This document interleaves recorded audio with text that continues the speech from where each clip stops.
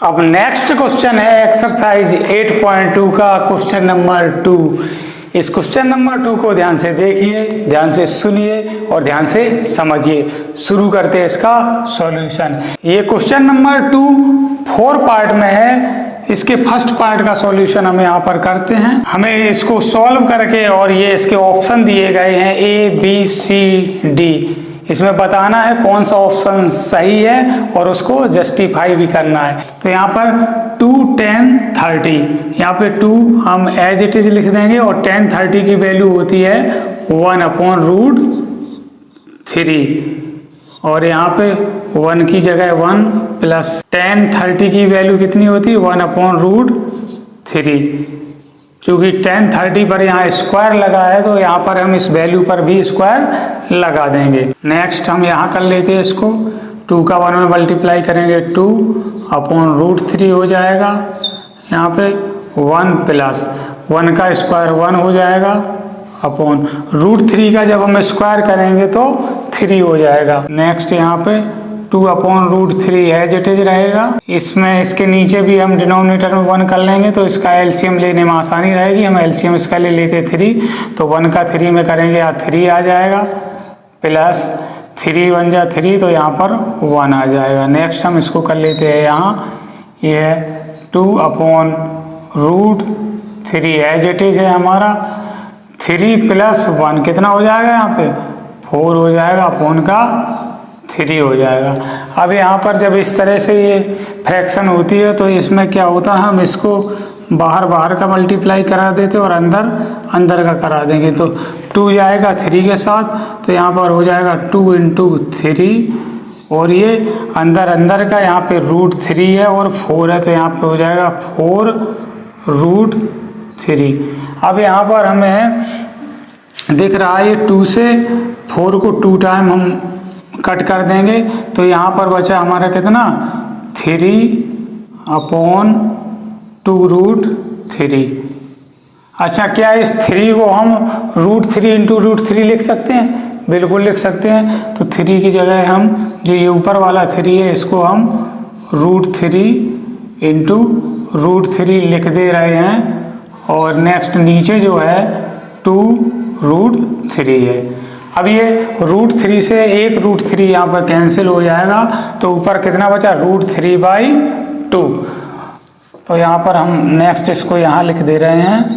हमारा बचा यहाँ पे √3 और नीचे बचा 2 तो वैल्यू कितनी बची √3/2।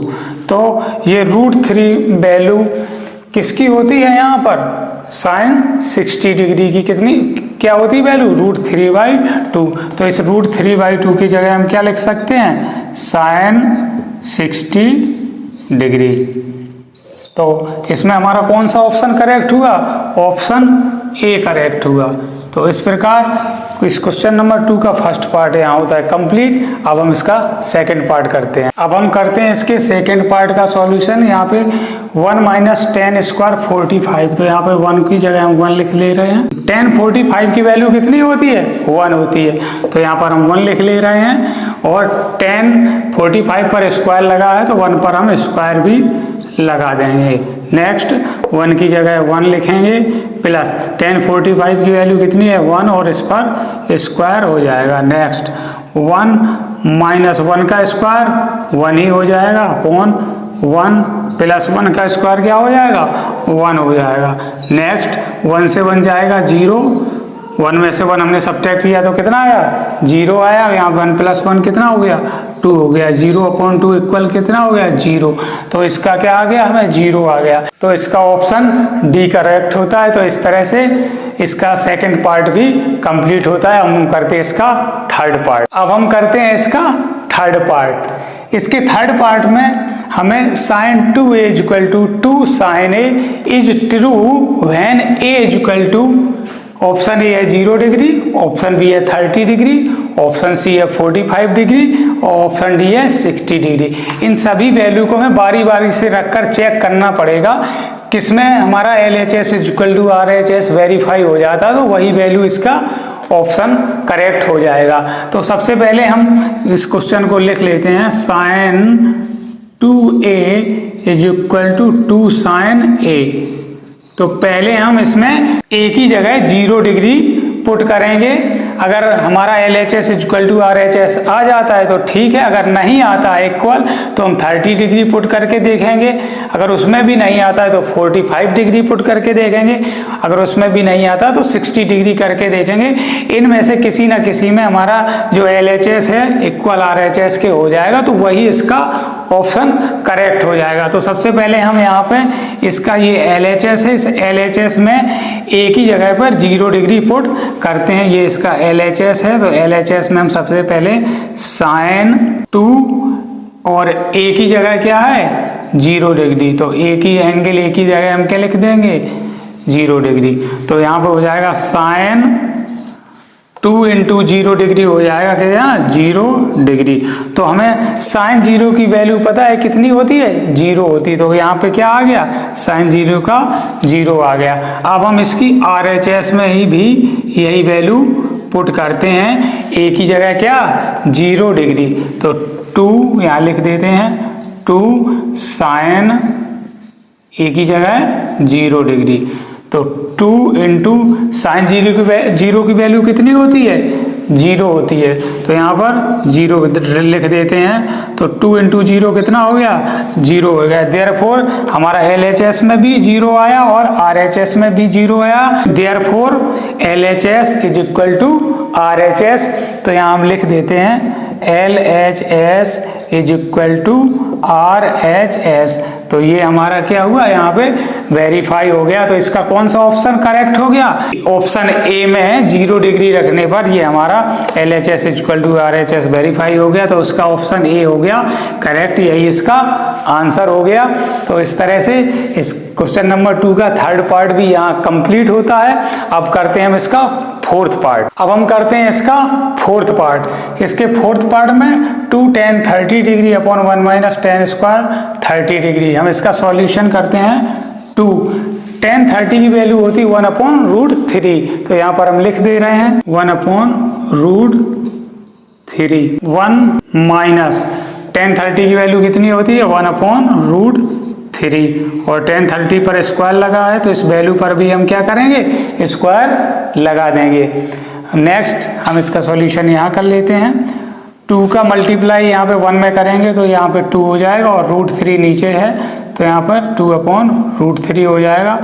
1 माइनस 1 का स्क्वायर 1 ही रहेगा अपॉन रूट 3 का स्क्वायर 3 हो जाएगा। तो यहाँ पर हम कर देते हैं। अब इस फ्रैक्शन को इसके नीचे हम डिनोमिनेटर के नीचे 1 कर लेते हैं, तो एलसीएम लेने में आसानी रहेगी। 2 अपॉन रूट 3 हम एज इट इज लिख दे रहे। यहाँ पर 1 और 3 का जो एलसीएम आएगा वो कितना हो जाएगा 3 हो जाएगा। तो यहाँ पर 3 बन जा 3 माइनस 1 हो जाएगा। नेक्स्ट यहाँ पर 2 अपॉन रूट 3 अपॉन 3 से जब 1 सब्ट्रैक्ट करेंगे तो कितना हो जाएगा 2 हो जाएगा यहाँ पर, और यहाँ पर अपॉन का 3। इसमें भी हम ये बाहर का मल्टीप्लाई कराएंगे इस फ्रैक्शन में, और ये अंदर का 2 3 के साथ हो जाएगा यहाँ पर। नेक्स्ट यहाँ पे हो जाएगा 2 इंटू 3 और अपॉन यहाँ पे रूट 3 के साथ कितना हो जाएगा 2 हो जाएगा। तो यहाँ नीचे हो जाएगा 2 रूट 3। यहाँ पर 2 से 2 कैंसिल हो जाएगा।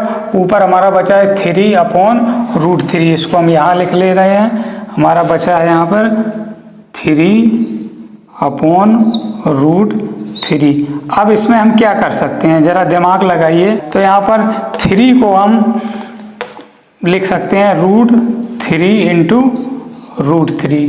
क्या हम इसको लिख सकते हैं 3 को रूट 3 इंटू रूट 3, क्योंकि जब रूट 3 और रूट 3 का मल्टीप्लाई कराते हैं तो यहाँ 3 हो जाता है। इसको हमने तोड़ के इस तरह से लिख लिया है, और नीचे हमारा क्या है रूट 3 है। तो रूट 3 से रूट 3 कैंसिल हो जाएगा, तो यहाँ पर हमारा कितना बचा रूट 3 बचा। तो हमें यहाँ पर ऑप्शन सी मिलता है। tan 60 की वैल्यू कितनी होती है रूट 3। तो इस रूट 3 की जगह हम क्या लिख देंगे tan 60।